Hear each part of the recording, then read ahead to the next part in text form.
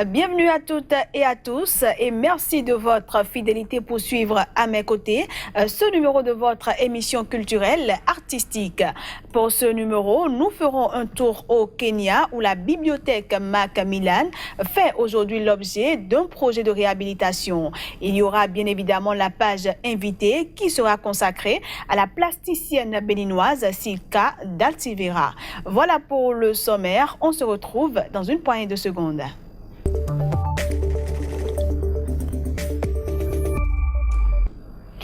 En plein cœur du centre-ville de Nairobi, la bibliothèque Macmillan est l'un des derniers vestiges de l'architecture coloniale du pays. Elle fait aujourd'hui l'objet d'un projet de réhabilitation lancé par l'écrivaine Wanjiru Kwanange et l'éditrice Angela Washuka. Leur objectif, revaloriser le patrimoine du pays et donner un espace aux intellectuels kenyans et africains. Voici le reportage. Au beau milieu des immeubles modernes du centre de Nairobi, les colonnes et les lions de pierre de la bibliothèque Macmillan détonnent. Elle est l'un des rares bâtiments de l'ère britannique qui demeure debout dans la capitale kenyane. Malgré ses ouvrages défraîchis, la bibliothèque accueille chaque jour plus de 70 personnes. Wanjiru Koinange, écrivaine, et Angela Wachuka, éditrice, ont mis sur pied un ambitieux projet de réhabilitation. À terme, le bâtiment ressemblera exactement à ce à quoi une bibliothèque de Nairobi en 2018 doit ressembler. Collection digitale, œuvres d'art et livres d'artistes et d'écrivains locaux, événements, lectures, cafés. La bibliothèque a été ouverte en 1931 en l'honneur de l'Américain William Macmillan, qui s'était installé dans le pays au début du XXe siècle. Depuis, la bibliothèque n'a pas bougé. Ses archives laissées à l'abandon recèlent de véritables trésors pour les historiens. Voici des photographies du président Roosevelt lors de sa visite dans une mission de Nairobi en 1909. Après de longs pourparlers, Wanjiru et Angela ont obtenu l'autorisation du gouvernement kényan pour mener à bien leur projet. Leur objectif, donner accès à la littérature au plus grand nombre. Pour moi, en tant qu'éditrice, l'une des principales préoccupations est de savoir où le travail que vous avez produit va vivre et comment il va être expérimenté par les gens. Où ce travail va-t-il être archivé ou sera-t-il accessible au public? Wanjiru et Angela ne comptent pas s'en tenir à la bibliothèque Macmillan. Elles veulent aussi réhabiliter 2 autres bibliothèques de quartier à Nairobi. Près de 180 personnes viennent chaque jour dans celle-ci, plus pour y trouver du calme et une connexion Internet que pour y consulter les ouvrages. Je dois avouer qu'il n'y a pas de livres récents ici. C'est assez difficile de consulter des livres d'actualité. Pour ces 3 bibliothèques, Wanjiru et Angela ont une seule et même obsession: remplacer les vieux ouvrages de l'époque coloniale par des livres d'auteurs kenyans et africains. Une collecte de fonds sera lancée en septembre pour faire de ces 3 bibliothèques les nouveaux centres de vie culturelle de Nairobi. Place à présent à l'invité.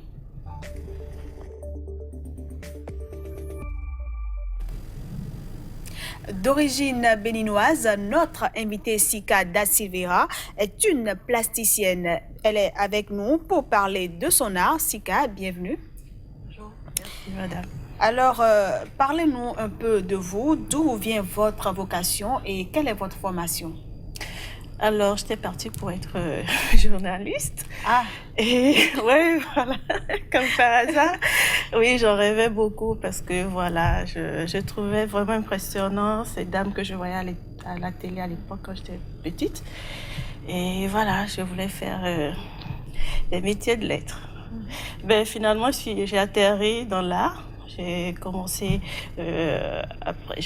par la communication. Bon, c'est vrai que c'est toujours lié, mais je me rappelle qu'à ma première expérience en agence de communication, j'ai découvert le graphisme. Je me suis dit, ben, tiens, c'est ce qu'il faut. Je veux plus faire de la com, en fait, de façon théorique. J'atterris dans la pratique. Je voulais toucher quelque chose de plus créatif, de plus authentique. Et qu'est-ce qui vous a réellement attiré dans ça? Bon, en étant stagiaire, j'étais plutôt dans la gestion des campagnes publicitaires. D'accord. Donc, il fallait collaborer avec le service créatif, avec les graphistes à l'époque. Et parfois, j'avais l'opportunité d'assister, de participer aux séances de briefing, où on lançait les idées. Et je trouvais leur monde vraiment impressionnant. Parce que j'avais l'impression qu'ils s'amusaient tout en travaillant. Voilà. Et le résultat final m'impressionnait. Et je me rappelle que ça a été la fois où j'ai découvert également mon talent en tant que dessinatrice. Bien qu'aujourd'hui, dans mon art, je ne dessine pas forcément parce que on va en parler, c'est tellement. Mais ça a été vraiment un départ de découverte de soi. Alors, pour quelqu'un qui, à la base, n'avait aucune formation dans le domaine de l'art, de la peinture et tout, comment est-ce que vous vous êtes perfectionné? Est-ce qu'il vous a fallu aller dans une école ou ça s'est juste fait comme ça? Alors, je crois en une chose. Je pense que au-delà de ce qu'on acquiert académiquement, je pense qu'on vient avec un potentiel déjà. Et c'est très important d'être à l'écoute de soi parce qu'on est auto-guidé à révéler notre potentiel. Pour moi, c'est très important d'abord de puiser à l'intérieur, même si à un moment j'ai été à l'école, comme Bien tout sûr. le monde et tout, j'ai pris un parcours. Mais aujourd'hui, je suis convaincue qu'il faut puiser d'abord à l'intérieur et ensuite aller chercher des éléments de renforcement à l'extérieur. Donc voilà comment ça fonctionne. Alors, et depuis lors, vous êtes lancé dans ce domaine-là et je pense que vous avez à votre actif plusieurs expositions. Oui, notamment au Bénin. Pour l'instant, ça dépend parce que j'ai touché à plusieurs formes d'art, ce qui m'a amené à beaucoup voyager. Si on doit parler d'art plastique aujourd'hui, notamment de la peinture, mes expositions se sont faites essentiellement au Bénin pour l'instant. Et depuis 2017, j'ai démarré avec les expositions solo. Parce qu'avant cela, je participais à des expositions collectives et des ateliers. Et quel accueil est-ce que le public local et international réserve à vos œuvres? Alors, à l'international, à travers le web, je peux dire que j'ai des retours motivants pour moi. Parce que c'est important que quelqu'un qui n'ait pas vu l'œuvre, qui n'a pas touché, déjà à travers une image puisse se l'approprier. C'est très important pour moi parce que je ne fais pas du figuratif où voilà, on va juste voir des formes et interpréter. Mais c'est de pouvoir toucher la personne au plus profond de lui. Et par rapport au public béninois, c'est pareil. Au-delà de l'art, de l'œuvre qu'on peut toucher, je pense qu'il y a le côté spirituel de l'œuvre parce que l'œuvre est inspiration.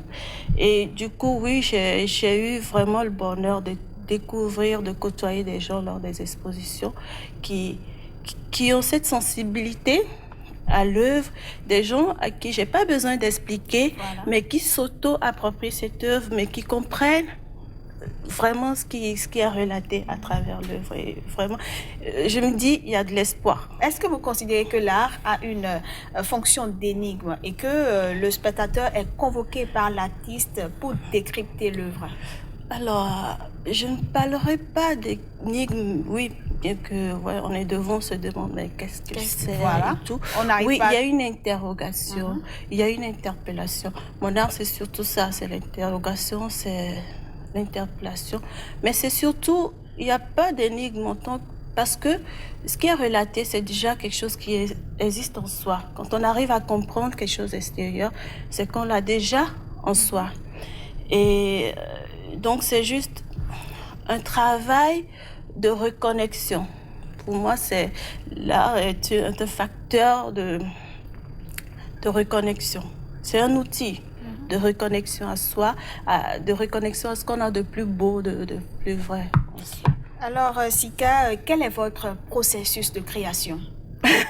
Parce que, c'est toute une inspiration, il faut avoir l'inspiration pour faire une œuvre. Quel est votre processus de création? Ouf, c'est juste difficile de trouver les mots justes à mettre là-dessus. Je pense qu'il faut être juste présent à soi-même. Je ne considère pas que ce qui est retranscrit sur la toile m'appartient, moi en tant que physique, en tant que personne physique. Mais je pense que nous sommes des conducteurs. En tant qu'artiste, en tout cas pour l'artiste qui ressent vraiment une vocation à transmettre quelque chose, c'est un appel pour moi. C'est une mission pour moi. Et c'est cela mon inspiration, parce que je ne m'approprie pas ce que je fais. J'ai suffisamment d'ouverture pour l'accueillir. Et évidemment, avant de pouvoir proposer quelque chose aux gens, qui doit pouvoir les accompagner dans leur cheminement, il faut avoir fait le chemin soi-même. Donc c'est cela d'abord, je vais dire ce qui mon moteur, c'est déjà de faire l'expérience moi-même. Ça me permet déjà de comprendre.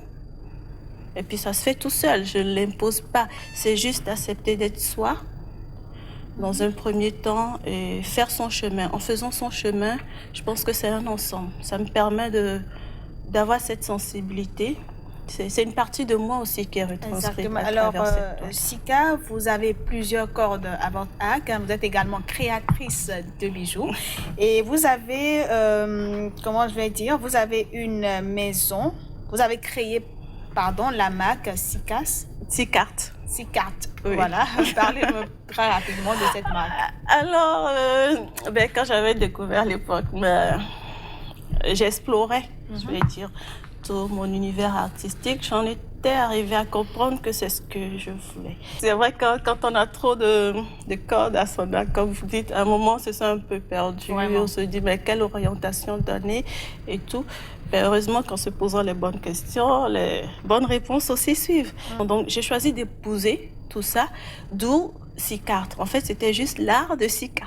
Donc, c'était un ensemble c'était censé être vraiment un ensemble de tout ce que je pouvais toucher. Parce que oui, je fais des bijoux, je fais de la sculpture de temps en temps. Comme ce que vous avez au cou. Oui, comme ce que j'ai au cou. Et que je vais prendre à la fin. Oh, certainement. Et donc, je fais du stylisme, je dessine beaucoup. Je dessinais mes modèles, jusqu'à aujourd'hui, je le fais. Et à un moment, je me suis dit, tout ça, c'était pas possible que ce soit pour moi. Parce que une chose est d'avoir du talent, du potentiel. Une chose est de savoir quoi en faire. Comment l'exploiter. Donc, à un moment, j'ai compris que c'était pas l'art de Sika non plus. Parce que ça, on en reviendra. Dans les jours à venir, vous découvrirez que voilà. Aujourd'hui, je me dis non, cet art tout ça ne m'appartient pas.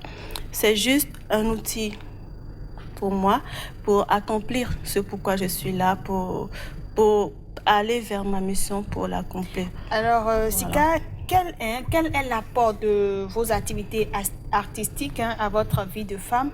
Comment est-ce que Sika arrive à se distraire quand elle quitte son univers de création? La création, c'est déjà de la distraction pour moi. Donc, les deux sont indissociables. C'est vrai, de temps en temps, on a besoin de se déconnecter. J'adore danser. Donc, voilà. Je pense que c'est les moments où je m'évade beaucoup. J'aime être dans la nature. C'est très important aussi pour se ressourcer, ce que je fais souvent.